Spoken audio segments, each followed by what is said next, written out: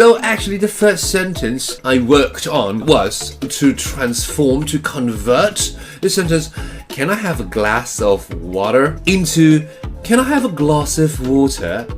Can you tell the difference? Where we put emphasis in a sentence, it is like learning a song. So the first thing about British accent is that, of course, some of the words sound different. Tomato, for instance, or water, not water, I think, water. So actually the first sentence I worked on was to convert the sentence "Can I have a glass of water?" into "Can I have a glass of water?" Can you tell the difference? Or Harry Potter into Harry Potter. That would be the first few lines that I would recommend people to practice. Of course, there are a few obvious points of references, such as the abbreviation of cannot. In American English, it sounds like can't, yes? And in British or London accent, it sounds like can't. But then comes a trickier part, is the pronunciation of A. In American accents, you will say after school, yes, after. But in British English, it sounds like after school.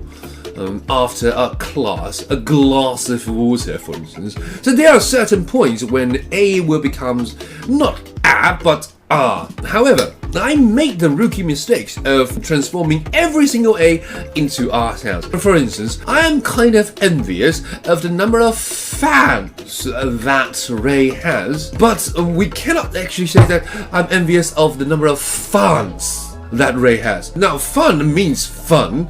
It doesn't mean fan. So there are certain points when A is still pronounced as A in British English.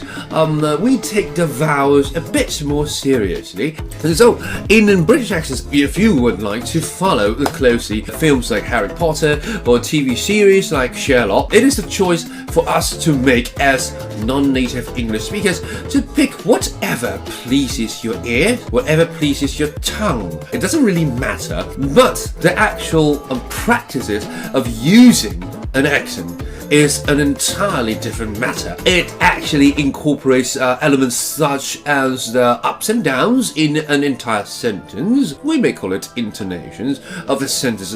Where we put emphasis in a sentence, it is like learning a song. It's not a robotic act of imitation. It is a song written in certain patterns, but the melody can be created by yourself, thereby individualizing the English that you have been learning. And the problem of accent is actually a very intricate problem. We can start by practicing words, the pronunciation of individual words. In order to make it sound natural and fluent, we will inevitably have to refer to grammar, the syntax, and actually the meaning of each word, the vocabulary as we acquire them.